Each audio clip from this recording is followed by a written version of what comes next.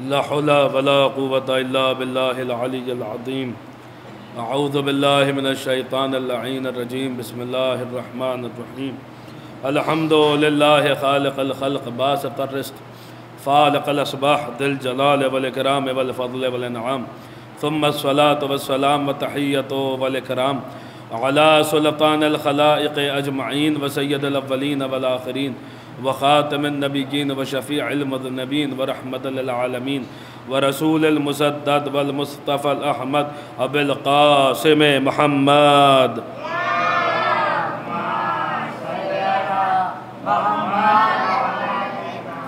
وآله الطيبين الطاهرين المعصومين المظلومين المنتجبين المنتخبين الميامين الهادين المهديين الذين أذهب الله عنهم الرجس وطهرهم تطهيرا اللهم صل على محمد وعلى سيما بقية الله في الأرضين وحجته على العالمين عجل الله تعالى فرجه الشريف وسهل الله تعالى مخرجه الشريف ولعنة الله على أعدائهم وغاضب حقوقهم ومنكر فضائلهم ومناقبهم وولايتهم ومصائبهم أجمعين من الآن إلى يوم الدين أما بعد فقد قال الله عز وجل ثم أورثنا الكتاب الذين اصطفينا من عبادنا صلوات پڑھ دے بر محمد و آل محمد اللہم صلی علی محمد و آل محمد اس مجلس اعزاء کی قبولیت کے لیے معصومین کی تشریف آوری کے لیے اور اس کی روحانیت میں مزید اضافے کے لیے دل کی گہرائیوں سے ایک بلند ترین صلوات پڑھ دے بر محمد و آل محمد اللہم صلی علی محمد و آل محمد عزیزان گرامی قدر معزز سامعین موالیان امیر المؤمنین عزاداران سرکار سید الشہداء دیکھیے اگر زحمت نہ ہو تو تھوڑا تھوڑا آپ حضرات اگر قریب آ جائیں تو بہتر ہوگا ایک صلوات اور پڑھ دے بر محمد و آل محمد اللہم صلی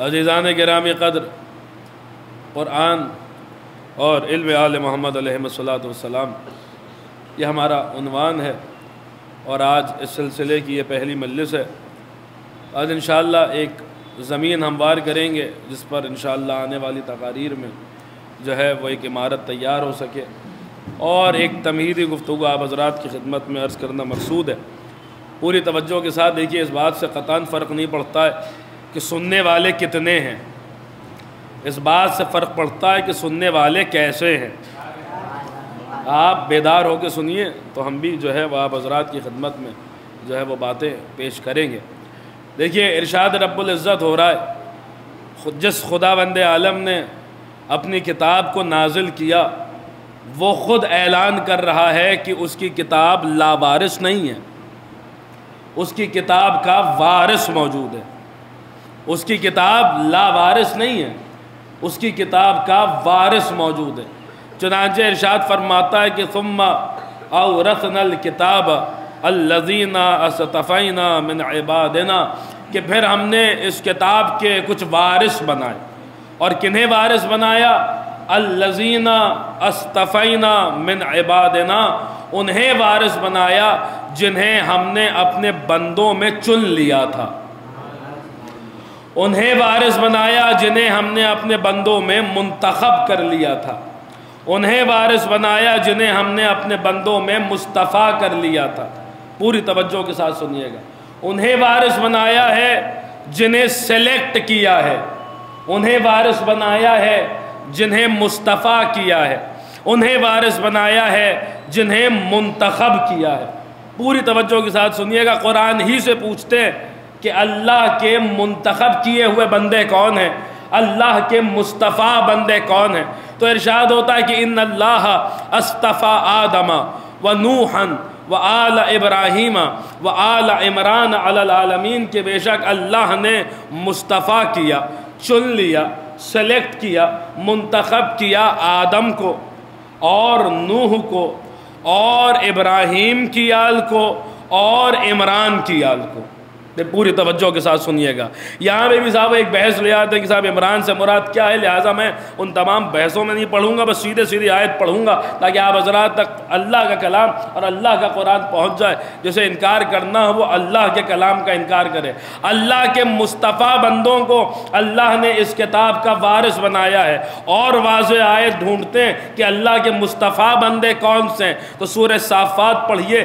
رسول اللہ کو حکم ہو رہا ہے وَقُلِ الْحَمْدُ لِلَّهِ وَسَلَامٌ عَلَىٰ عِبَادِهِ الَّذِينَ اصْطَفَىٰ. اے رسول کہیے الحمدللہ اور سلام کیا کیجئے ہمارے ان بندوں کو جنہیں ہم نے مصطفیٰ کیا ہے. سلام کیا کیجئے ہمارے ان بندوں کو جنہیں ہم نے مصطفیٰ کیا ہے. یعنی اللہ کے مصطفیٰ بندے کون سے ہیں؟ اللہ کے مصطفیٰ بندے قرآن کی نظر میں وہ ہیں جنہیں پابندی سے رسول سلام کیا کرتے تھے، جنہیں پابندی سے رسول سلام کیا کرتے تھے، جنہیں پابندی سے رسول سلام کیا کرتے تھے. ذرا چشم تاریخ سے دیکھیے کون سے وہ لوگ ہیں جنہیں پابندی سے رسول سلام کیا کرتے تھے. تو اگر آپ تاریخ اسلام میں دیکھیں گے تو ایک ہی دہلیز ملے گی، ایک ہی گھرانہ ملے گا، ایک ہی چوکھٹ ملے گی جہاں ہر نماز سے پہلے بھی رسول رکتے تھے، ہر نماز کے بعد بھی رسول رکتے تھے اور پکار کے کہتے تھے السلام علیکم یا اہل بیت النبوہ ومعدن الرسالہ. ارے سلام ہو آپ پر اے اہل بیت نبوت، اے نبوت کے اہل بیت آپ پر سلام ہو، اے نبوت کے اہل بیت آپ پر سلام ہو. رسول کو حکم دیا جا رہا ہے وَسَلَامٌ عَلَىٰ عِبَادِهِ الَّذِينَ اصْطَفَىٰ. اے رسول ہمارے مصطفیٰ بندوں کو سلام کیجئے. رسول کہہ رہے ہیں السلام علیکم یا اہل بیت النبوہ. یہ کون سلام کر رہا ہے؟ یہ وہ سلام کر رہا ہے جو خود محمد مصطفیٰ ہے. یہ وہ سلام کر رہا ہے جو خود محمد مصطفیٰ ہے. یہ وہ سلام کر رہا ہے جس کے لیے سورہ احزاب میں کہا گیا وَسَلِّمُوا تَسْلِيمًا. اسے ایسے سلام کرو جیسے کہ سلام کرنے کا حق ہے. تو پھر مجھے کہہ لینے دیجئے کہ پوری خدائی جسے سلام کرے اسے محمد مصطفیٰ کہتے ہیں، اور محمد مصطفیٰ جنہیں سلام کرے انہیں اہل بیت مصطفیٰ کہتے ہیں.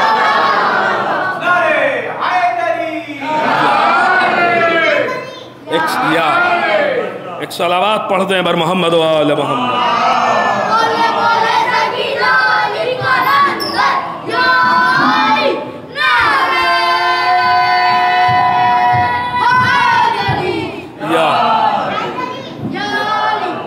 ایک اور صلوات پڑھ دیں بر محمد و آل محمد. اللہم صلی علی محمد و آل محمد.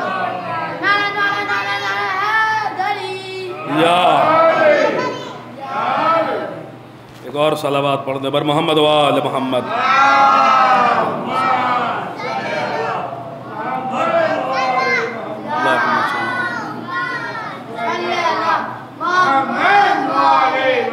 بہرحال یہی چراغ جلیں گے تو روشنی ہوگی.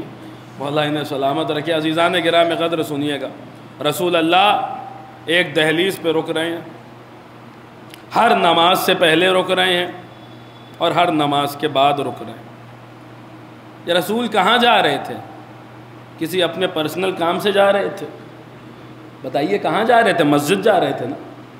اللہ کی بارگاہ میں جا رہے تھے، اور اللہ کی بارگاہ میں جانے سے پہلے در سیدہ پہ رک رہے تھے. بھائی پوری توجہ کے ساتھ سنیے گا، پھر عرض کروں گا کہ اس سے فرق نہیں پڑتا کتنے، اس سے فرق پڑتا ہے کہ کیسے ہے. تو پوری توجہ کے ساتھ سنیے گا. رسول اپنے کسی نجی کام سے، پرسنل کام سے تو جا نہیں رہے تھے، اللہ کی خدمت میں جا رہے تھے نا. اللہ کی نماز پڑھنے جا رہے تھے، اور اللہ کی نماز پڑھنے سے پہلے وہ ایک دہلیز پہ رک رہے تھے اور رک کے سلام عرض کر رہے تھے، رک کے سلام کر رہے تھے. بھائی دیکھیے رسول جب بھی اللہ کی بارگاہ میں جاتے تھے تو پہلے در سیدہ پہ آتے تھے، بعد میں اللہ کی بارگاہ میں جاتے تھے. اور جبریل جب بھی رسول کی خدمت میں آتے تھے تو پہلے خانہ زہرا میں آتے تھے، بعد میں رسول کی خدمت میں جاتے تھے. دیکھیں یہ بات اتنی جو ہے وہ سامنے کی ہے کہ کہ خدا ہم سب کو مدینہ منورہ کی زیارت نصیب فرمائے۔ آپ جائیے، اہل علم تشریف فرمائے، یقیناً جو جا چکے ہیں وہ میری بات کی تائید کریں گے۔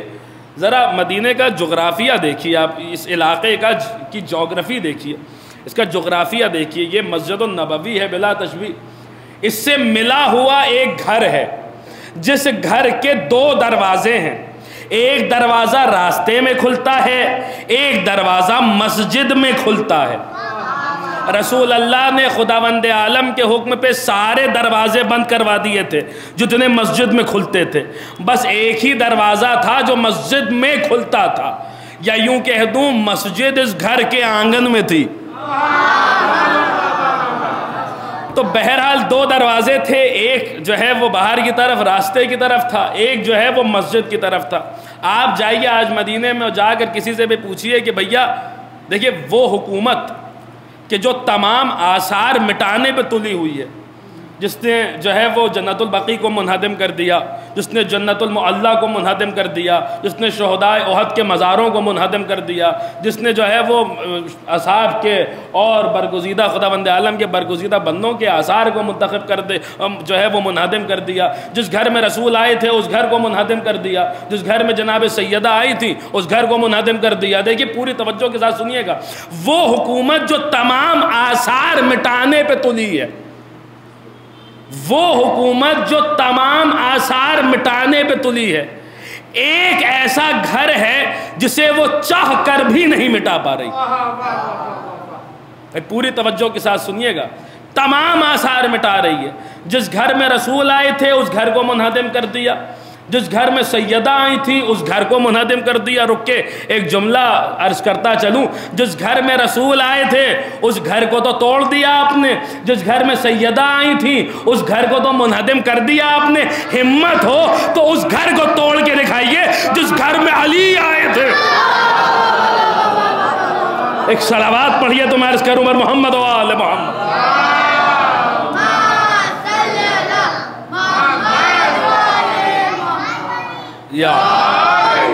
تمام آثار مٹانے پہ تلی ہے، مگر آپ جائیے وہاں مدینے میں اور جا کر پوچھئے کہ باب جبریل کہاں ہے۔ پوری توجہ کے ساتھ سنیے گا، باب جبریل کہاں ہے؟ تو وہ آپ کو بتائیں گے صاحب یہ جو دروازہ ہے یہ باب جبریل ہے۔ اچھا یہ دروازہ مسجد النبوی کے ایک دروازہ تو ہے نہیں، اتنے سارے دروازے ہیں۔ آپ پوچھئے گا کہ صاحب یہی دروازہ باب جبریل کیوں کہلاتا ہے؟ تو وہ آپ کو جواب دیں گے کہ جبریل جب آتے تھے تو اسی دروازے سے آتے تھے۔ بغور فرمائیے گا، جبریل جب آتے تھے تو اسی دروازے سے آتے تھے۔ تو آپ کہیے گا کہ صاحب اتنے سارے دروازے، کیا جبریل نے بس ایک ہی دروازہ دیکھا تھا اور کوئی دروازہ ہی نہیں ملا جبریل کو آنے کو؟ تو کہیں گے نہیں صاحب، جبریل کا اصول تھا وہ جب آتے تھے تو ادھر ہی سے آتے تھے۔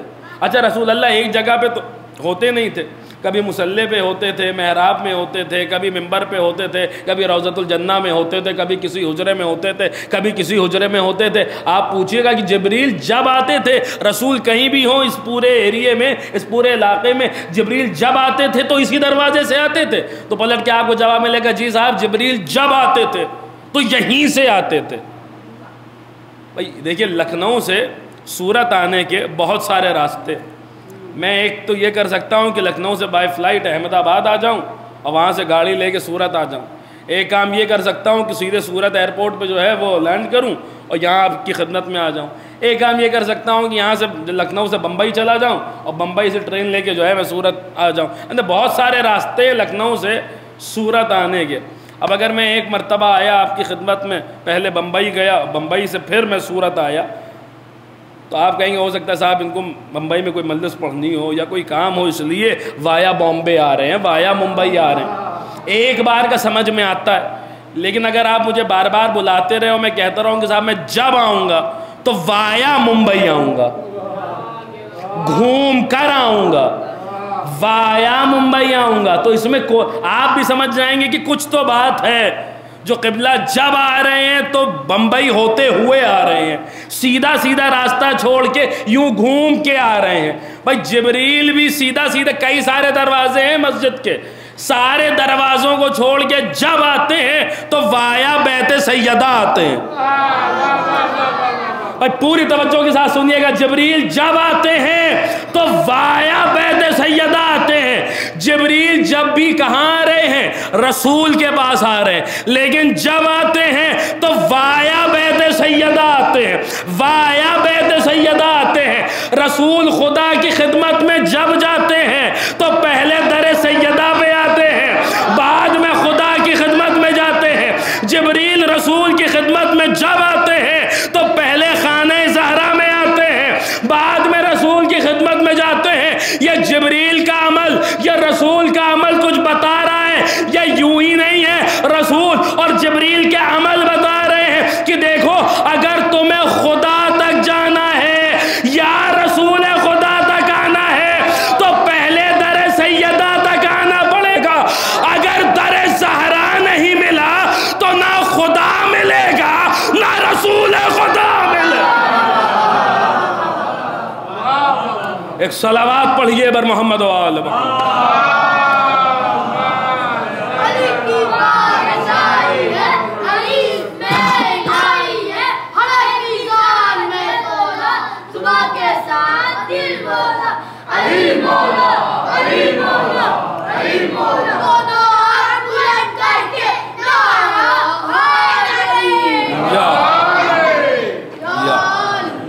عزیزان گرامی، یہ کچھ سکھایا جا رہا ہے، بتایا جا رہا ہے کہ دیکھو، اگر تمہیں خدا تک جانا ہے یا رسول خدا تک آنا ہے تو پہلے خانہ زہرا پہ آنا پڑے گا، پہلے در سیدہ پہ آنا پڑے گا۔ اگر یہ در نہیں ملا تو نہ خدا ملے گا نہ رسول خدا ملیں گے۔ عزیزان گرامی قدر سنیے گا، دیکھیے گا، چونکہ ہمارا عنوان ہے قرآن اور علم آل محمد علیہ السلام، تو آج پہلی مجلس ہے، ارادہ یہی ہے کہ بات وہاں سے شروع کروں، اس ذات سے شروع کروں جو مرکز اہل بیت ہے، جو مرکز اہل بیت ہے، اس کا اس نزول وحی کے ساتھ رشتہ کیسا ہے۔ جبریل جب آتے ہیں تو پہلے خانہ سیدہ میں آتے ہیں، بعد میں رسول اللہ کی خدمت میں جاتے ہیں۔ اچھا، یہ بات اتنی واضح، پوری توجہ کے ساتھ سنیے گا، یہ بات اتنی واضح کہ ہمارے اور آپ کے 10ویں امام، امام علی النقی علیہ السلام، اللہم صلی علی محمد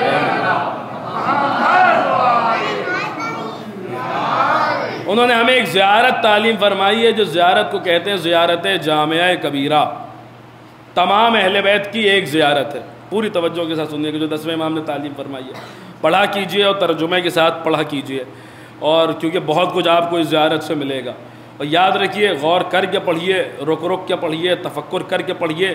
یہ زیارتیں، یہ دعائیں، یہ یوں ہی نہیں ہیں، یہ تقیہ کے زمانے کی تبلیغ ہے۔ جس زمانے میں ایسے یہ زیارتیں، یہ دعائیں، یہ کیا ہیں؟ یہ وہ غلاف ہیں جن میں معرفت کا کعبہ چھپا ہوا ہے۔ پوری توجہ کے ساتھ سنیے، یہ وہ غلاف ہیں جن میں معرفت کا کعبہ چھپا ہوا ہے۔ 10ویں امام نے جو زیارت جامعہ تعلیم فرمائی، اس کے ابتدائی کلمات آپ پڑھیے، اس میں آپ کو ملے گا: السلام علیکم یا اہل بیت النبوہ و موضع الرسالہ و مختلف الملائکہ و مہبط الوحی۔ سلام ہو آپ پر اے اہل بیت نبوت، اے رسالت کو وضع کرنے والوں، آپ پر سلام ہو۔ السلام علیکم یا اہل بیت النبوہ و موضع الرسالہ و مختلف الملائکہ، سلام ہو آپ پر کہ آپ ہی کی دہلیز وہ دہلیز تھی جو ملائکہ کے آنے جانے کا مقام تھی۔ پوری توجہ کے ساتھ سنیے گا، آپ ہی کی دہلیز وہ دہلیز تھی جو ملائکہ کے آنے جانے کا مقام تھی۔ وہ مہبط الوحی، آپ ہی کا گھر وہ گھر ہے جہاں پر خداوند عالم نے وحی کو نازل کیا تھا۔ آپ کی دہلیز وہ دہلیز تھی جہاں ملائکہ آیا جایا کرتے تھے، آیا جایا کرتے تھے، آیا جایا کرتے تھے۔ کبھی وحی لے کر آتے تھے، کبھی چکی چلانے آتے تھے، کبھی جھولا جھلانے آتے تھے، کبھی لوری سنانے آتے۔ صلوات پڑھیے بر محمد و آل محمد۔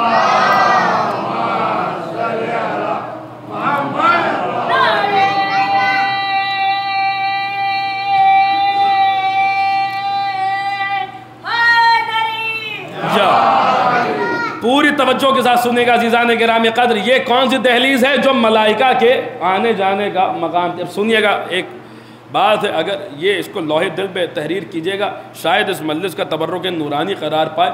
پوری توجہ کے ساتھ سنیے گا، یہ بات وہ تھی کہ جسے اماموں نے اپنی امامت پہ دلیل بنایا تھا۔ یہ بات ایسی ہے کہ جسے اماموں نے اپنی امامت پہ دلیل بنایا ہے۔ سنیے، ہمارے اور آپ کے چوتھے امام، امام زین العابدین علیہ الصلوۃ والسلام، اللہم صلی اللہ کی خدمت میں ایک ناسبی آیا، تو وہ آ کر کہنے لگا، وہ امام سے کچھ سوالات کرنا چاہتا تھا اور دل میں ٹھان کے آیا تھا کہ آج یہ جو کہہ دیں میں کہوں گا کہ میں آپ کی بات، یہ میرے نزدیک معتبر ہی نہیں ہے، میں اس کو مانوں گا ہی نہیں۔ کچھ لوگ ہوتے ہیں ایسے ڈھیٹ قسم کے لوگ، سٹبن ڈھیٹ قسم کے لوگ، کہ آپ کچھ کر ڈالیے انہیں ماننا ہی نہیں ہے، وہ مانیں گے ہی نہیں۔ تو دل میں ٹھان کے آیا تھا کہ کوئی دلیل دے دیں، میں مانوں گا ہی نہیں۔ میں کہہ دوں گا میں نہیں قائل ہوا، میں کہہ دوں گا میں نہیں مانتا، میں کہہ دوں گا میں نہیں تسلیم کرتا۔ یعنی دل میں ٹھان کے آیا تھا کہ آج یہ کچھ کر ڈالیں میں ان کی بات مانوں گا ہی نہیں۔ پوری توجہ کے ساتھ سنیے گا، دل میں طے کر کے آیا تھا یہ آج کچھ کر ڈالیں میں ان کی بات مانوں گا ہی نہیں۔ دیکھیے امام کسے کہتے ہیں؟ امام کسے کہتے ہیں؟ امام خدا کی حجت بالغہ ہوتا ہے۔ قل فللہ الحجت البالغہ فلو شاء لہداکم اجمعین، کہہ دیجئے اللہ کے پاس حجت بالغہ ہے، اگر وہ چاہ لیتا تو تم سب کی ہدایت کر لیتا۔ عزیزان گرامی، امام خدا کی حجت بالغہ ہوتا ہے، وہ جب بولنے پہ آتا ہے تو پھر کوئی دلیل نہیں ٹکتی، وہ جب دلیل دینے پہ آتا ہے تو کوئی دلیل نہیں ٹکتی، اس لیے کہ امام خدا کے وجود پر دلیل ہوتا ہے، اس لیے کہ امام خدا کے وجود پر دلیل ہوتا ہے۔ پوری توجہ، آیا امام کی خدمت میں، آج کوئی دلیل دے ڈالے میں ان کی بات مانوں گا ہی نہیں۔ امام نے ایک دلیل دی، وہ کہتا میں نہیں مانتا، دوسری دلیل دی، وہ کہتا میں نہیں مانتا، تیسری دلیل دی، وہ کہتا نہیں مانتا۔ جب کچھ دلائل ہو گئے، ایک مرتبہ امام اپنے مقام سے بلند ہوئے اور اس سے کہتے ہیں چل چل میرے ساتھ میرے گھر چل، میں تجھے اپنے گھر کی چیزوں پر جبریل کے پروں کے نشان دکھلاتا ہوں۔ چل میرے ساتھ میرے گھر چل، میں تجھے اپنے گھر کی چیزوں پر جبریل کے پروں کے نشان دکھلاتا ہوں۔ بھئی یہ ایک مفہوم ہے جسے آپ نے نامعلوم کتنے شعراء کرام سے سنا ہوگا، سرکار انیس کے مرثیے میں پڑھا ہوگا، سنا ہوگا مرزا دبیر کے مرثیے میں پڑھا ہوگا، سنا ہوگا۔ آج نثر میں سن لیجئے، بھئی کیسا گھر ہے، واقعی یہ واحد گھر ہے خدا کی قسم کہ جہاں کی چیزوں پر بھی جبریل کے پروں کے نشان ہیں، اور جبریل کے پروں پر بھی اس گھر کی کسی چیز ہی کا نشان۔ ایک صلوات پڑھیے بر محمد و آل محمد۔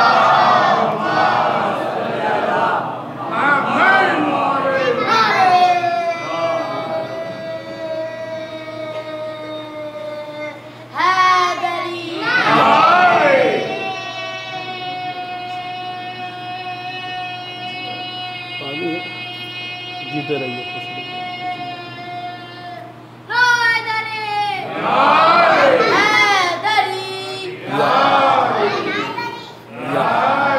ایک صلوات پڑھ دے بر محمد و آل محمد۔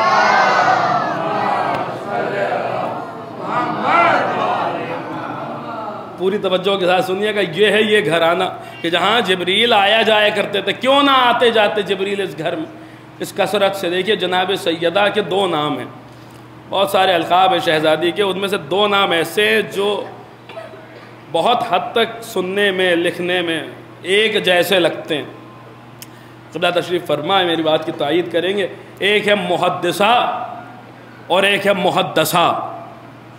بی بی سلام اللہ علیہا کے دو نام ہیں، سننے میں لکھنے میں املا بھی ایک جیسے، بس زیر اور زبر کا فرق ہے۔ ایک ہے محدثہ اور ایک ہے محدثہ، ایک ہے محدثہ اور ایک ہے محدثہ۔ اب محدثہ کسے کہتے ہیں اور محدث، دونوں جناب سیدہ کے لقب ہیں۔ محدثہ کسے کہتے ہیں اور محدثہ کسے کہتے ہیں؟ تو لغت کے حساب سے، ڈکشنری کے حساب سے، محدثہ اس بی بی کو کہتے ہیں جو حدیث روایت کرتی ہے۔ محدثہ اس بی بی کو کہتے ہیں جو حدیث بیان کرتی ہے۔ اور محدثہ کسے کہتے ہیں؟ محدثہ اس بی بی کو کہتے ہیں جس سے فرشتے باتیں کرتے ہیں۔ محدثہ، دیکھیے تھوڑا سا اور بیدار ہوئیے، پوری توجہ کے ساتھ سماعت فرمائیے۔ محدثہ اس بی بی کو کہتے ہیں جس سے فرشتے باتیں کرتے ہیں۔ یہ وہ ڈیفینیشن ہے جو لغت نے لکھی ہے، جو ڈکشنری نے لکھی ہے۔ محدثہ اس بیوی کو کہتے ہیں جو حدیث بیان کرے، محدثہ اس بیوی کو کہتے ہیں جس سے آسمان والے باتیں کریں۔ دیکھیے یہ آسمان والے باتیں کرنا آپ اس کو بڑی بات سمجھتے ہیں، یہ تو شرف ان کے گھر کے نوکروں کا ہے۔ رسول اللہ کی بڑی مشہور و معروف حدیث ہے کہ سلمان محدث ہیں۔ سلمان، علماء نے لکھا کہ حضرت سلمان محمدی، سرکار سلمان محمدی اس امت میں محدث تھے۔ کیا مطلب اس بات کا؟ اس بات کا یہ مطلب ہے کہ سلمان سے فرشتے باتیں کیا کرتے تھے۔ تو فرشتوں کا باتیں کرنا یہ شرف تو اس گھر کے غلاموں کا ہے، اس مرتبے پہ تو سلمان ہے۔ سلمان کی شہزادی کہاں ہوگی؟ دیکھیں بعض اوقات سیم لفظ، ایک لفظ دو الگ الگ لوگوں کے لیے استعمال ہوتے ہیں، دو الگ الگ حالتوں میں استعمال ہوتے ہیں، تو پھر دو الگ الگ معنی دیتے ہیں۔ بھائی ہم آپ کیا ہیں؟ ہمیں آپ کو کہا جاتا ہے صاحب یہ مومن ہیں، ہمیں مومن کہا جاتا ہے، اور اللہ کے ناموں میں سے بھی ایک نام ہے مومن۔ تو ہم کن معنوں میں مومن ہیں کہ صاحب ہم ایمان لے کر آئے ہیں؟ تو کیا اللہ کے لیے بھی آپ یہی معنی استعمال کر سکتے ہیں؟ اللہ پر ایمان لایا جاتا ہے، اللہ ایمان نہیں لاتا۔ وہاں پہ مومن کا معنی کچھ اور ہوگا کہ صاحب خداوند عالم امن دینے والا ہے اس لیے مومن ہے۔ لفظ دونوں میں ایک ہے، لیکن چونکہ ہستی بدلی ہے، ذات میں تبدیلی آئی ہے، دو مختلف ذوات ہیں، دو مختلف کیفیتیں ہیں، لہٰذا دو مختلف معنی ہیں۔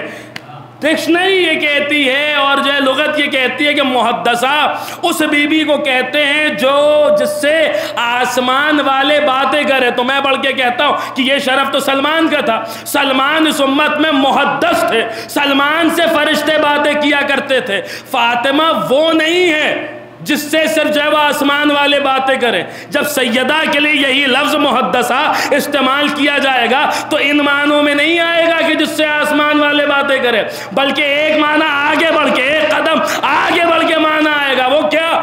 سنیے گا، سیدہ کے لیے جب یہ لفظ استعمال ہوگا تو کن معنوں میں استعمال ہوگا؟ وہ بیوی جو زمین پر رہ کر آسمان کی باتیں بتا دے اسے محدثہ کہتے ہیں۔ ایک صلوات پڑھیے تو میں عرض کروں بر محمد و آل محمد۔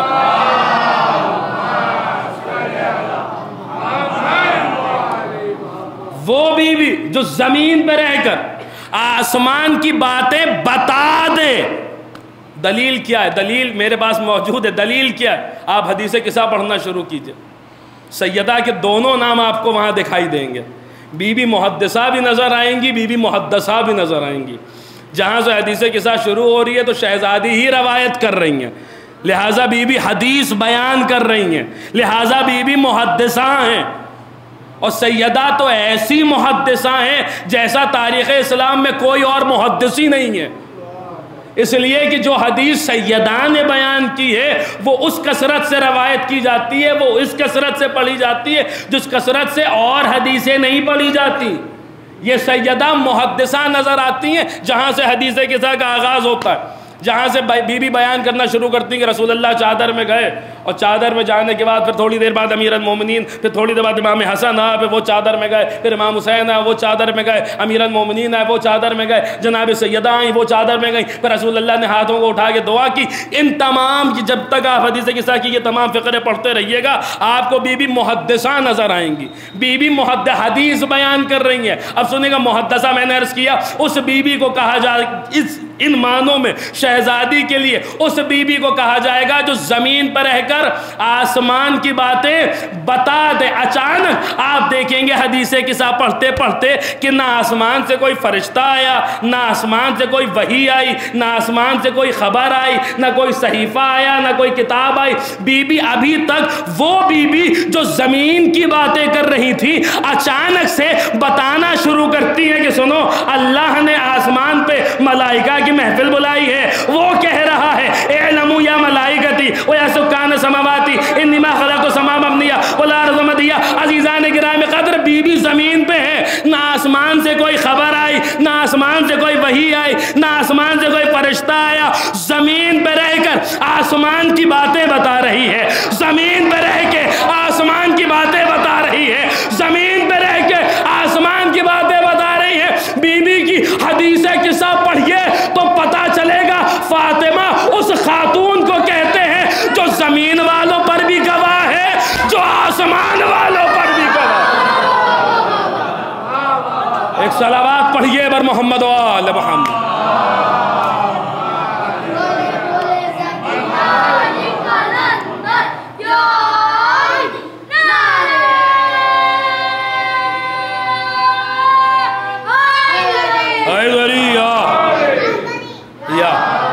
ایک صلوات پڑھ دے بر محمد و آل محمد۔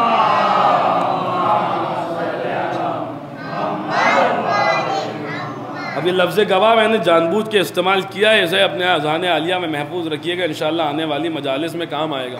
لفظ گواہ محفوظ کر کے رکھیے گا، جو زمین والوں پر بھی گواہ ہے، جو آسمان والوں پر بھی گواہ ہے۔ یاد رکھیے گا انشاءاللہ آنے والی مجالس میں جو ہے اس کی ضرورت پڑے گی، جو زمین والوں پر بھی گواہ ہے۔ حدیث قصہ پڑھیے، ایک روایت میں سیدہ محدثہ بھی نظر آئیں گی، محدثہ بھی نظر آئیں گی۔ اچھا اب یہ ایک بات ضمناً عرض کرتا چلوں، چونکہ بات آن لائن بھی جا رہی ہے اور ایک پیغام کی صورت میں بات بھی جو ہے وہ نشر ہو جائے گی، ایک جواب بھی ہو جائے گا۔ بعض لوگوں کو جو یہ حیضہ ہو گیا ہے کہ صاحب ہر چیز میں جہاں بھی اہل بیت کے فضائل نظر آتے ہیں تو وہاں وہ جو ہے جہاں اہل بیت کے فضائل نظر آتے ہیں وہاں ان کو روایت ضعیف نظر آنے لگتی ہے۔ جہاں فضائل اہل بیت نظر آتے ہیں وہیں پر انہیں روایت ضعیف نظر آتی ہے۔ جہاں فضائل اہل بیت نظر آتے ہیں وہیں پر انہیں روایت ضعیف نظر آتی ہے۔ اب یہ مثال کے طور پہ حدیث قصہ ہے، ایک نیا فتنہ کھڑا کرنا چاہ رہے تھے کچھ لوگ کہ جو ہے صاحب حدیث قصہ کی سند ضعیف ہے۔ حدیث قصہ کی سند کسے کہتے ہیں؟ پہلے یہ بات سمجھ لیجیے، سند کسے کہتے ہیں؟ بھائی مثال کے طور پہ میں نے کوئی بات بیان کی، مجھ سے انہوں نے سنی، ان سے انہوں نے سنی، ان سے انہوں نے سنی، ان سے انہوں نے سنی، تب جب بیان کریں گے تو کہیں گے میں نے ان سے سنا، انہوں نے ان سے سنا، انہوں نے ان سے سنا اور انہوں نے جناب انبر صاحب سے سنا، اسے کہتے ہیں سند۔ تو بعض لوگ اعتراض کرتے ہیں صاحب حدیث قصہ کی سند ضعیف ہے، آپ پڑھتے تو ہیں اتنی پابندی کے ساتھ مگر اس کی سند ضعیف ہے۔ اب دیکھیے یہ بات میں جو یہاں پہ بیٹھے ہوں ان کے لیے بھی عرض کر رہا ہوں، اور جو حضرات اگر آن لائن کہیں بات پہنچ جائے گی تو وہاں پہ بھی جو ہے ان کی خدمت میں بھی عرض کر رہا ہوں، حدیث قصہ کی سند، حدیث قصہ کی سند میں ضعف، میں تو سمجھتا ہوں ایک فقرہ سنیے گا عزیزان گرامی، آیت اللہ مرزا جواد تبریزی علی اللہ مقامہ کا وہ ایک جملہ کافی ہے، باقی تو مفصل جواب دیا جاتا ہے لیکن ایک جملہ کافی ہے۔ آیت اللہ مرزا جواد تبریزی فرماتے ہیں کہ جو شخص حدیث قصہ پہ اعتراض کرتا ہے اس کا تعلق کم از کم فقہ جعفریہ سے تو نہیں ہو سکتا۔ صلوات پڑھیے بر محمد و آل محمد۔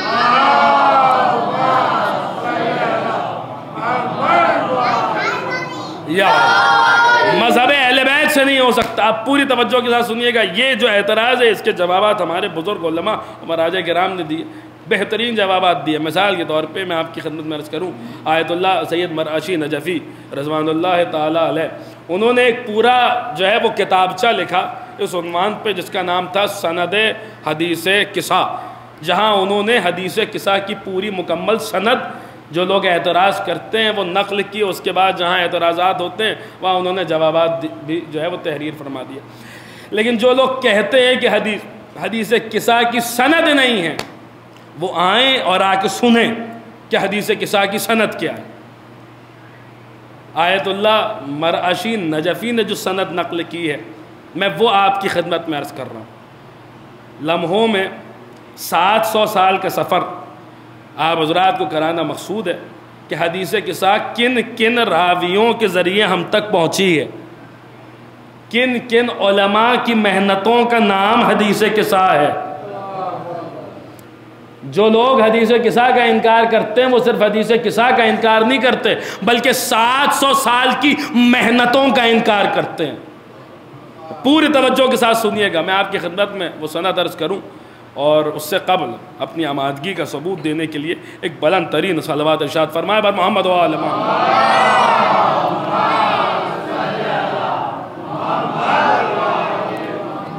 دیکھیے یہ سند پھر عرض کر رہا ہوں، آیت اللہ سید مراشی نجفی ان کی جو کتابچہ ہے ان کا سند حدیث قصہ، وہاں سے میں آپ کی خدمت میں عرض کر رہا ہوں۔ وہ کہتے ہیں کہ شیخ عبداللہ بحرانی بہت بزرگ عالم دین ہمارے گزرے، وہ یہ کہتے ہیں کہ میں نے یہ سند علامہ سید ہاشم بحرانی آل اللہ مقامہ کے ہاتھوں سے لکھی ہوئی دیکھی۔ ہاشم بحرانی کون ہیں؟ جن کی بہت ساری کتابیں ہیں، سب سے مشہور کتاب آپ کی مدینۃ المعاجز ہے، بہت بڑا نام ہے۔ اب یہاں سے وہ سند شروع ہوتی ہے، 700 سال کا سفر ہے جو میں آپ حضرات کو لمحوں میں طے کراتا ہوں، بس میرا ساتھ دیجیے گا اور پوری توجہ کے ساتھ سنیے گا۔ شیخ عبداللہ بحرانی روایت کرتے ہیں ہاشم بحرانی سے، ہاشم بحرانی روایت کرتے ہیں ماجد بحرانی سے، ماجد بحرانی روایت کرتے ہیں شہید ثانی سے، شہید ثانی روایت کرتے ہیں مقدس اردبیلی سے، مقدس اردبیلی روایت کرتے ہیں محقق کر کے۔ دیکھیے گا کن بزرگ علماء کے نام آتے ہیں اس حدیث قصہ کی سند میں۔ شیخ عبداللہ بحرانی روایت کرتے ہیں ہاشم بحرانی سے، ہاشم بحرانی روایت کرتے ہیں ماجد بحرانی سے، ماجد بحرانی روایت کرتے ہیں شہید ثانی سے، شہید ثانی روایت کرتے ہیں مقدس اردبیلی سے، مقدس اردبیلی روایت کرتے ہیں محقق کرکی سے، محقق کرکی روایت کرتے ہیں علی ابن ہلال جزائری سے، علی ابن ہلال جزائری روایت کرتے ہیں احمد ابن فہد ہلی سے، احمد ابن فہد ہلی روایت کرتے ہیں علی ابن خازن ناہیری سے، علی ابن خازن ناہیری روایت کرتے ہیں شیخ ضیاء الدین علی ابن شہید اول سے، شہید اول کے بیٹے روایت کرتے ہیں اپنے بابا شہید اول سے، شہید اول روایت کرتے ہیں فخر المحققین سے، فخر المحققین روایت کرتے ہیں اپنے بابا علامہ ہلی سے، علامہ ہلی روایت کرتے ہیں محقق ہلی سے، محقق ہلی روایت کرتے ہیں شیخ ابن نعمہ ہلی سے، شیخ ابن نعمہ ہلی روایت کرتے ہیں محمد ابن ادریس ہلی سے، محمد ابن ادریس ہلی روایت کرتے ہیں شیخ حمزہ طوسی صاحب ثاقب المناقب سے، شیخ حمزہ طوسی صاحب ثاقب المناقب روایت کرتے ہیں علامہ محمد ابن شہراشوب صاحب مناقب آل ابی طالب سے، علامہ محمد ابن شہراشوب صاحب مناقب آل ابی طالب روایت کرتے ہیں شیخ تبرسی صاحب احتجاج سے، شیخ تبرسی صاحب احتجاج روایت کرتے ہیں شیخ حسن طوسی سے، شیخ حسن طوسی روایت کرتے ہیں اپنے بابا شیخ الطائفہ شیخ طوسی سے، شیخ طوسی روایت کرتے ہیں شیخ مفید سے، شیخ مفید روایت کرتے ہیں شیخ ابن قول قمی سے، شیخ ابن قول قمی روایت کرتے ہیں شیخ کلینی سے، شیخ کلینی روایت کرتے ہیں علی ابن ابراہیم سے، یہاں سے اصحاب کے نام ہے، شیخ کلینی روایت کرتے ہیں علی ابن ابراہیم سے، علی ابن ابراہیم روایت کرتے ہیں ابراہیم ابن ہاشم سے، ابراہیم ابن ہاشم روایت کرتے ہیں احمد ابن محمد ابن ابی نصر بزنتی سے، احمد ابن محمد ابن ابی نصر بزنتی روایت کرتے ہیں قاسم ابن یحییٰ جلال کوفی سے، قاسم ابن یحییٰ جلال کوفی روایت کرتے ہیں ابو بصیر سے، ابو بصیر روایت کرتے ہیں ابان ابن تغلب سے، ابان ابن تغلب روایت کرتے ہیں جابر جوفی سے، اور جابر جوفی روایت کرتے ہیں جابر ابن عبداللہ انصاری سے، اور جابر ابن عبداللہ انصاری یہ کہتے ہوئے ملتے کہ روی عن فاطمہ الزہراء سلام اللہ علیہا، ارے جابر گھر کے باہر کھڑے رہے، سیدہ نے وہ کچھ بھی بتا دیا جو فرش پہ ہوا ہے، وہ کچھ بھی بتا دیا جو عرش پہ ہوا۔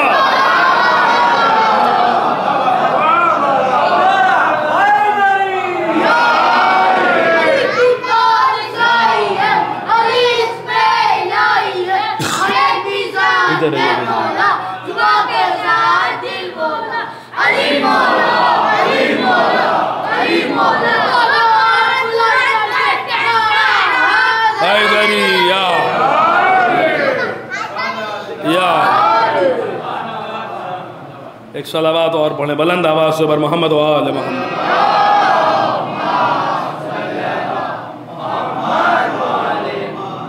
یہ ہے حدیث قصہ، اور یہ ہے حدیث قصہ میں شامل علماء کی محنتیں، ان بزرگ علماء کے ذریعے حدیث قصہ ہم تک پہنچی ہے۔ اب جو انکار کر رہا ہے، جو اعتراض کر رہا ہے، وہ در حقیقت ان علماء پہ اعتراض کر رہا ہے، وہ علامہ ہلی پہ اعتراض کر رہا ہے، وہ محقق ہلی پہ اعتراض کر رہا ہے، وہ شیخ طوسی پہ اعتراض کر رہا ہے، وہ شیخ مفید پہ اعتراض کر رہا ہے، وہ شیخ کلینی پہ اعتراض کر رہا ہے۔ عزیزان گرامی، یا جو ہے وہ ابھی آپ نے سنا ہے عشر اربعین میں ہمارے بڑے بھائی مولانا میر ہلال رضوی صاحب کو یاد آ گیا ان کے 4 مصرے اس وقت بڑے موقع سے سنتے چلیے، انہی کے آپ نے عشر اربعین میں ان کو ہمارے بھائی کو سماعت فرمایا کہ یہ جو اعتراض کرتے ہیں، جن روایات پہ اعتراض کرتے ہیں، یہ اعتراض کرنے والے کون ہوتے ہیں؟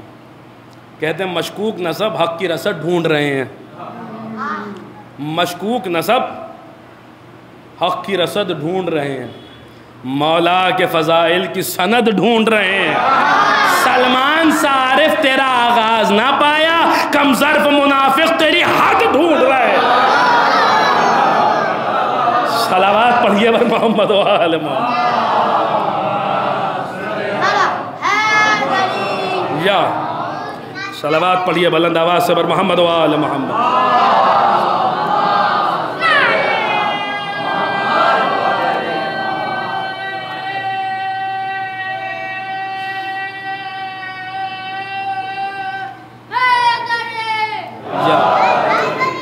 یا یا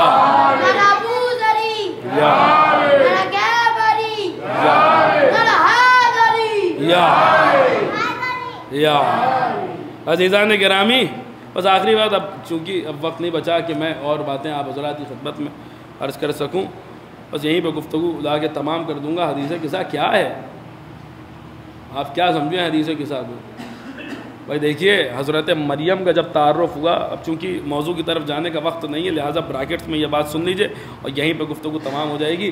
جب حضرت مریم کا قرآن مجید نے تعارف کرایا تو سورہ مبارکہ آل عمران میں کہتا ہے یا اذ قالت الملائکہ یا مریم ان اللہ اصطفاک وطہرک واصطفاک علی نساء العالمین، جب ملائکہ نے مریم سے کہا کہ اے مریم اللہ نے آپ کو چن لیا ہے، مصطفیٰ کر لیا ہے، جہاں سے بات شروع کی تھی، اللہ کے مصطفیٰ بندے، اے مریم اللہ نے آپ کو چن لیا ہے، مصطفیٰ کر لیا ہے اور پاک کر لیا ہے اور چن لیا ہے تمام عالمین کی عورتوں پر۔ اے مریم اللہ نے آپ کو چنا ہے اور پاک کیا ہے اور چنا ہے تمام عالمین کی عورتوں پر۔ مجھے ایک بات بتائیے، آپ کے ہاں ہمارے ہاں بھی چناؤ ہوتے ہیں، الیکشنز ہوتے ہیں، انتخابات ہوتے ہیں، ہم ایک مرتبہ اپنا نمائندہ چن لیتے ہیں، پھر دوبارہ جب تک اس کے 5 سال مکمل نہیں ہو جاتے، ٹرم آف آفس پورا نہیں ہو جاتا، دوبارہ تو اپنا نمائندہ نہیں چنا جاتا، دوبارہ تو نہیں چنا جاتا۔ یہاں پہ کیوں کہا جا رہا ہے کہ اللہ نے آپ کو چنا اور پاک کیا اور چنا؟ اللہ نے آپ کو منتخب کیا اور پاک کیا اور منتخب کیا، اللہ نے آپ کو مصطفیٰ کیا اور پاک کیا اور مصطفیٰ کیا۔ بھئی کیا وجہ ہے جناب مریم کی استفائیت کا تذکرہ 1 مرتبہ ہو رہا ہے، آپ کی طہارت کا تذکرہ 2 مرتبہ ہو رہا ہے؟ بھئی کوئی تو وجہ ہوگی نا، کوئی تو سبب ہوگا نا۔ تو جناب مریم کی استفائیت کا ذکر 1 مرتبہ ہے، آپ کی طہارت کا تذکرہ 2 مرتبہ ہے۔ دیکھیں یہ کیا وجہ تھی، کیا سبب تھا؟ یہ سوال تشنہ جواب رہتا اگر تفاسیر اہل بیت کا سہارا نہ ہوتا۔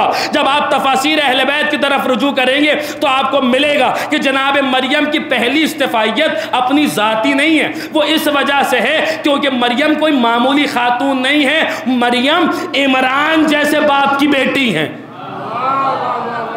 مریم بنت عمران ہیں، عمران جیسے باپ کی بیٹی ہیں، معصوم باپ کی معصومہ بیٹی ہیں، سید باپ کی سیدہ بیٹی ہیں، پاک باپ کی پاک بیٹی ہیں۔ اچھا تو دوسری استفائیت کس لیے ہے؟ تو یہ بھی آپ کو ملے گا کہ یہ بھی جناب مریم کی ذاتی نہیں ہے، یہ اس وجہ سے ہے کیونکہ مریم عیسیٰ جیسے بیٹے کی ماں ہے۔ بھائی معصوم بیٹے کی معصومہ ماں ہے، پاک بیٹے کی پاک ماں ہے، سید بیٹے کی سیدہ ماں۔ لیجئے قرآن جناب مریم کا تعارف کرا رہا، بس آخری بات ہے، پوری توجہ کے ساتھ اور بیداری کے ساتھ سن لیجئے اور یہ پہ گفتگو تمام ہو جائے گی۔ قرآن جناب مریم کا تعارف کرا رہا ہے اور مریم کے تعارف کے 2 وسیلے بن رہے ہیں، مریم پہچانی جا رہی ہیں مگر ان 2 وسیلوں کے ذریعے، مریم پہچانی جا رہی ہیں مگر ان 2 وسیلوں کے ذریعے۔ مریم کا تعارف ہو رہا ہے مگر باپ کے ذریعے ہو رہا ہے، بیٹے کے ذریعے ہو رہا ہے، باپ کے ذریعے ہو رہا ہے، بیٹے کے ذریعے ہو رہا ہے۔ تاریخ آگے بڑھی، ایک اور بی بی آئی، وہ بھی سید باپ کی سیدہ بیٹی تھی، معصوم باپ کی معصومہ بیٹی تھی، معصوم بیٹوں کی معصومہ ماں تھی۔ خدا نے تو مریم کو شوہر نہیں دیا تھا مگر یہ تو معصوم شوہر کی معصومہ زوجہ تھی، مگر جب یہ بی بی دربار خلافت میں اپنا حق لینے کے لیے جاتی ہے اور تاریخی خطبہ فدق خطبۃ الجمعہ ارشاد فرماتی ہیں تو اس خطبے میں یہ نہیں کہتی کہ جان لو میں محمد کی بیٹی ہوں، یہ نہیں کہتی کہ جان لو میں علی کی زوجہ ہوں، یہ نہیں کہتی جان لو میں حسنین کی ماں ہوں، بس ایک جملہ کہتی ہے اعلموا انی فاطمہ، جانتے ہو میں فاطمہ ہوں، جانتے ہو میں فاطمہ ہوں، فاطمہ۔ چلیے دستے ادب جوڑے، بی بی کی بارگاہ میں سوال کریں، بی بی مریم پہچانی جا رہی ہے تو یا باپ کے ذریعے پہچانی جا رہی ہے یا بیٹے کے ذریعے پہچانی جا رہی ہے؟ خدا نے تو آپ کو شوہر بھی عطا کیا ہے، یہ کیوں نہیں کہتی کہ میں محمد کی بیٹی ہوں؟ یہ کیوں نہیں کہتی کہ میں علی کی زوجہ ہوں؟ یہ کیوں نہیں کہتی کہ میں حسنین کی ماں ہوں؟ عجب نہیں بی بی جواب دے کہ وہ مریم تھی مریم، میں فاطمہ ہوں فاطمہ۔ ارے مریم محتاج تعارف ہے، محتاج تعارف ہے، محتاج تعارف ہے، کبھی اپنے باپ کی محتاج ہے تو کبھی اپنے بیٹے کی محتاج ہے۔ فاطمہ محتاج کو نہیں مختار کو کہتے ہیں۔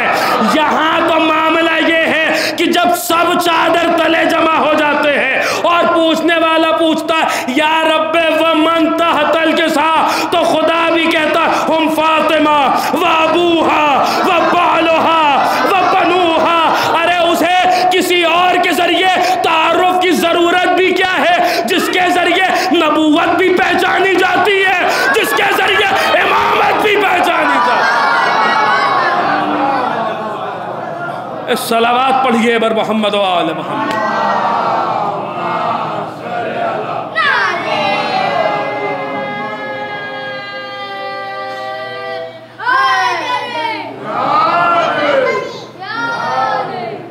عزیزان گرامی قدر، یہ گھرانہ جو وحی کے نزول کا گھرانہ ہے، یہ گھرانہ جو ملائکہ کے آنے جانے کا مقام ہے، مگر اللہ اکبر اسی گھر کے ساتھ کیا ہو؟ یہ جو عشرہ مجالس ہے، ابھی آنے والی تاریخوں میں انشاءاللہ بیان کیا جائے گا کہ ابھی جو 28 سفر آنے والی ہے اس کے بعد کیا ہوا تھا، انشاءاللہ آنے والی مجالس میں بیان کریں گے۔ لیکن اس وقت اتنا سن لیجئے، فاطمہ جس کے ذریعے نبوت کا تعارف ہوا، جس کے ذریعے امامت کا تعارف ہوا، اسی کے بچوں کے ساتھ کربلا معلیٰ میں کیا ہوا؟ حسین کے ساتھ بھی کچھ بیٹیاں تھیں جن کے نام فاطمہ تھے، بڑی محبت تھی حسین کو اپنی ماں سے، خدا نے جتنی بیٹیاں عطا کی حسین نے سب کا نام فاطمہ رکھا، القاب مختلف دیے تھے تاکہ تفریق ہو سکے، کبریٰ صغریٰ سکینہ، جتنے بیٹے ملے تھے سب کے نام علی رکھے تھے، جتنی بیٹیاں عطا ہوئی تھی سب کا نام فاطمہ رکھا تھا۔ حسین کے ساتھ ایک 3 یا 4 برس کی فاطمہ بھی تھی جو حسین کے سینے پہ سوتی تھی۔ اولاد والے تشریف فرما ہیں، 40 کے فوراً بعد، جب میں سمجھتا ہوں ایک دم مسلسل ہے، ابھی ایک ہفتہ بھی 40 کو نہیں ہوا، یہ مجلس عزا ہو رہی ہے، ایک قافلہ ہے، لٹا ہوا قافلہ ہے، اجڑا ہوا قافلہ ہے جو کربلا معلیٰ میں ہے، جو اپنے ورثاء کا ماتم کر رہا۔ 2 روایتیں ہیں کہ جب اہل حرم کربلا میں آئے تو یا 3 دن قیام کیا یا 7 دن قیام کیا، جو کتب مقاتل میں ملتی ہیں، لیکن ایک قافلہ ہے ابھی دوسری روایت کے مطابق جو ابھی کربلا میں ہے۔ اس قافلے میں کون کون ہے؟ اس قافلے میں زینب ہیں، اس قافلے میں ام کلثوم ہیں، اس قافلے میں لیلی ہیں، اس قافلے میں رباب ہیں، ام فروہ ہیں، فضہ ہیں، سید سجاد ہیں، محمد باقر ہیں، سب آئے ہیں حسین کا چہلم منانے کے لیے، سب آئے تھے، سب آئے ہیں، سب اس وقت کربلا میں ہے۔ نہیں آئی ہے تو حسین کے سینے پہ سونے والی بچی نہیں آئی، نہیں آئی ہے تو حسین کے دل کا سکون نہیں آئی ہے، نہیں آئی ہے تو وہ بچی نہیں آئی ہے جس نے کربلا سے شام تک تماچے کھائے تھے، نہیں آئی ہے تو وہ بچی نہیں آئی ہے جس کا دامن جلا ہوا ہے، نہیں آئی ہے تو وہ بچی نہیں آئی ہے جو روز شام کو پوچھتی تھی بوبی اماں یہ پرندے کہاں جا رہے ہیں، بوبی اماں ہمیں گھر جانا کب نصیب ہوگا، نہیں آئی ہے تو حسین کی سکینہ نہیں آئی ہے۔ اللہ اکبر، اجرکم اللہ جعلکم اللہ من الباقین۔ عزیزان گرامی، اپنی آوازوں کو دبائیے گا نہیں، بلند آواز سے روئیے گا، اس لیے کہ بلند آواز سے رونا آپ کے ائمہ کو پسند ہے۔ چھٹے امام نے دعا فرمائی، خدایا ان آوازوں پہ رحمت نازل فرما جو ہمارے حق میں بلند ہوتی ہے، جو ہمارے حق میں بلند ہوتی ہے۔ یہ بچی کون سی بچی تھی؟ سنیے گا عزیزان گرامی، اولاد والے تشریف فرمائے، مولا حسین کو اس اس بچی سے کتنی محبت تھی، اس بچی کے ساتھ کربلا سے شام تک کیا کیا ہوا ہے۔ سنیں گے عزیزان گرامی، اتنی محبت کرتے تھے مولا، اور اس بچی کے ساتھ کیا ہوا۔ 11 محرم جس وقت اہل حرم کو اسیر کیا گیا، جس وقت اہل حرم کو گرفتار کر کے اسیر کر کے لے جایا جانے لگا، کتب مقاتل بتاتے ہیں کہ اس وقت جو ہے شمر ملعون جب آیا ہے اہل حرم کو اسیر کرنے کے لیے، تو ایک مرتبہ اس نے اونٹوں کو دیکھا، ناقوں کو دیکھا، اور ایک مرتبہ بیبیوں کو دیکھا، اور دیکھ کر کہتا ہر اونٹ پہ 2 بیوی سوار ہوگی، تمام اونٹوں پہ تمام ناقوں پہ 2 بیویاں سوار ہوئیں۔ عزیزان گرامی، جب وہ تمام بیویوں کو کی طرف دیکھتا ہے اور پھر دیکھتا ہے کہ ایک ننھی سی بچی ہے، اس بچی کی طرف دیکھ کر کہتا ہے یہ وہی بچی ہے نا جس سے حسین بہت محبت کرتے تھے، یہ وہی بچی ہے نا جو حسین کے سینے پہ سوتی تھی۔ کسی نے کہا ہاں یہ وہی بچی ہے جو حسین کے سینے پہ سوتی تھی۔ ایک مرتبہ شمر ملعون نے اس بچی کو دیکھا اور دیکھ کر کہتا ہے ہر ناقے پہ 2 بیویاں سوار ہوں گی، مگر یہ بچی کسی کے ساتھ سوار نہیں ہوگی، بلکہ پشت ناقے پر، پشت ناقہ پر، پشت کے بل یہ بچی باندھی جائے گی، یہ بچی رسیوں سے باندھی جائے گی۔ اللہ اکبر۔ عزیزان گرامی، ناقے کی پشت ہے، میری شہزادی ہے، اس طریقے سے باندھی گئی کہ جب اونٹ چلتا تھا بیوی طرف طرف کے فریاد کرتی تھی بابا دیکھو آپ کی سکینہ کے ساتھ کیا۔ اللہ اکبر۔ عزیزان گرامی سنیے گا اور بلند آواز سے روئیے گا۔ آپ یقیناً اولاد والے تشریف فرما ہوں گے، اگر آپ کے گھروں میں 3-4 برس کی بچیاں ہیں تو انہیں تصور کیجئے اور پھر سنیے۔ سنیں کہ وہ ناقہ جس پر شہزادی باندھی گئی تھی اس کی رفتار کیا تھی، کس رفتار سے وہ ناقہ چلا ہے۔ آپ پڑھیے کتب مقاتل تو آپ کو ملے گا کہ وہ فاصلہ کوفے سے شام تک کا، وہ فاصلہ جو 1.5 مہینے میں طے ہوتا تھا، وہ فاصلہ جو 1.5 مہینے میں طے ہوتا تھا، وہ فاصلہ 16 دنوں میں طے کیا گیا۔ اس سے بڑے کیا مصائب ہو گئے۔ وہ فاصلہ جو 1.5 مہینے میں طے ہوتا تھا، وہ فاصلہ 16 دنوں میں طے کیا گیا۔ اللہ اکبر۔ کیا رفتار ہوگی اس ناقے کی جس پہ میری شہزادی بدی تھی۔ جب ناقہ اس رفتار سے بڑھتا ہوگا تو بیوی کی پشت پہ زخم آتے ہوں گے۔ ہاں یہ وہی تو زخم دینا کہ جب غسالہ سکینہ کو غسل دینے لگی تو ایک مرتبہ ان زخموں کو دیکھ کے چیخ مارتی ہے، اور چیخ مار کے کہتی ہے اس بچی کو کیا ہوا تھا۔ زینب آگے بڑھی، کیا ہوا کہ اس بچی کے بدن سے کرتا جدا نہیں ہوتا۔ زینب نے کہا میری بچی کو کچھ ہوا نہیں تھا، اسے کربلا سے شام تک ایسا باندھا گیا۔ اللہ اکبر، اللہ اکبر۔ بس آخری جملے ملستوا، اسے کربلا سے شام تک پشت ناقہ پہ ایسے باندھا گیا۔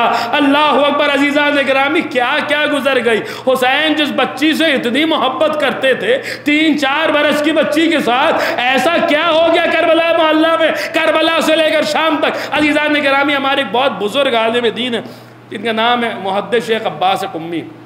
سنیے گا انشاءاللہ اولاد والے تشریف فرما جن کے گھروں میں چھوٹی چھوٹی بچیاں ہیں، وہ تصور کریں، جو بھائی یہاں بیٹھے ہوئے ہیں جن کی چھوٹی چھوٹی بہنیں ہیں، وہ تصور کریں انشاءاللہ بات پہنچے گی تو جب جب یاد آئے گا، جب جب گریہ فرمائیں گے، جب جب یاد آئے گا، جب جب روئیں گے۔ محدث شیخ عباس قمی کے بیٹے تھے جن کی عرفیت تھی محدث زادہ، محدث زادہ کے نام سے وہ مشہور تھے۔ محدث شیخ عباس قمی جنہوں نے مفاتیح الجنان لکھی ہے، ان کے داماد تھے سید مصطفیٰ جو روضہ خوانی کرتے تھے، جو مجلسیں پڑھتے تھے۔ محدث زادے کی طبیعت خراب تھی، یہ کافی بیمار تھے۔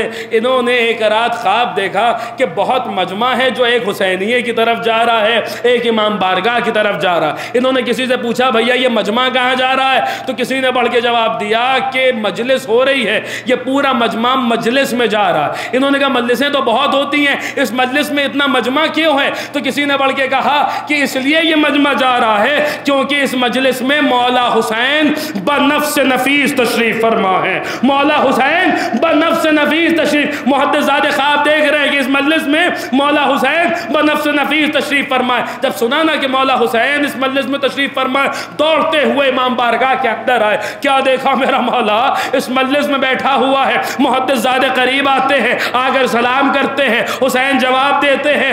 حسین محدث زادے سے کہتے ہیں محدث زادے جاؤ اور جا کے سید مصطفیٰ جو ذاکر تھے، سید مصطفیٰ سے کہو کہ آئے اور آ کے میری سکینہ کے مصائب پڑھے۔ سنیے گا عزیزان گرامی، بس آخری جملے مجلس تمام، سید مصطفیٰ سے کہو کہ آئے اور آ کے میری سکینہ کے مصائب پڑھے۔ اور جب وہ میری سکینہ کے مصائب پڑھے نا، اس وقت جو تم بیمار ہو تم دعا کرنا، خدا میری بچی کے صدقے میں تمہیں شفا عطا فرمائے گا۔ یہاں اس وقت جو بیمار اگر کوئی تشریف فرمائے، جس وقت یہ مصائب ہو، اس وقت اپنے لیے دعا کریں، بڑی مظلوم ہے میری شہزادی، خدا سکینہ کا واسطہ رد نہیں کرتا۔ عزیزان گرامی، مولا حسین نے جب محدث زادے سے یہ فرمائش کی، وہ کہتے ہیں میں دوڑتا ہوا گیا، سید مصطفیٰ سے کہا سید مصطفیٰ چلیے، آپ کو مولا حسین نے یاد فرمایا ہے، انہوں نے بلایا ہے۔ وہ کہہ رہے آپ آئے اور آ کر بی بی سکینہ کے مصائب پڑھے۔ مولا حسین بی بی سکینہ کے مصائب سننا چاہتے ہیں۔ جیسے ہی سید مصطفیٰ نے یہ سنا، ایک مرتبہ ہاتھوں کو جوڑا اور ہاتھوں کو جوڑ کے کہتے ہیں محدث زادے جائیے اور جا کے مولا سے کہہ دیجئے مولا میں بہت معذرت چاہتا ہوں، میں آپ کے سامنے سکینہ بی بی کے مصائب نہیں پڑھ سکتا۔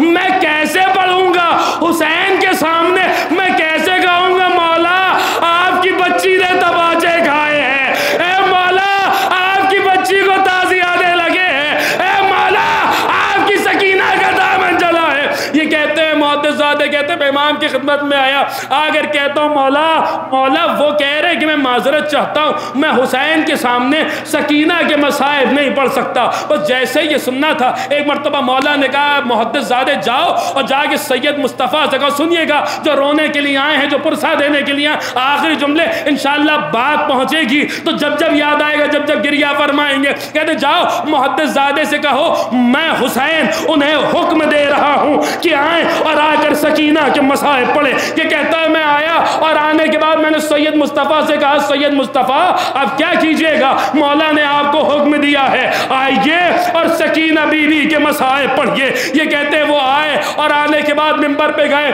اور جانے کے بعد مجلس پڑھنی شروع کی، شہزادی کے مصائب پڑھنے شروع کیے۔ ایک مرتبہ نوحے پر آئے، اشعار پڑھ رہے تھے، فارسی میں اشعار پڑھ رہے تھے۔ اس منزل پر آئے کہ جہاں جناب سکینہ امام حسین سے بین کر رہی تھی، ایک مصرع پڑھا اور اس مصرع میں قیامت ہو گئی۔ عزیزان گرامی، یہ مصرع سننے سے پہلے ایک مرتبہ اپنے ہاتھ کو دیکھیے گا، اور اگر آپ کے گھر میں کوئی 3-4 برس کی بچی ہے تو اس کے رخسار کو تصور کیجئے گا، ایک مرتبہ اپنی ہتھیلی دیکھیے گا، اور اگر آپ کے گھر میں کوئی بچی ہے اسے تصور کیجئے گا۔ اب یہ مصرع سنیے جس پہ قیامت ہو گئی اس مجلس میں۔ وہ کہتے ہیں سکینہ بی بی فرماتی ہے دستے عدو بزرگ تر از چہرہ مدس، اے بابا دشمن کا ہاتھ میرے چہرے سے بڑا تھا، اے بابا ظالم کا ہاتھ میرے چہرے سے۔ سکینہ بی بی کربلا سے کوفہ، کوفہ سے شام تک ایسے ظالم سے تباچے کھاتی ہے۔ اللہ لعنت اللہ علی الظالمین، انا للہ وَإِنَّا إِلَيْهِ رَاجِعُونَ۔ اللهم عجل لوليك الفرج وجعلنا من أعوانه وأنصاره وشيعته ومحبيه، ربنا تقبل منا إنك أنت السميع العليم۔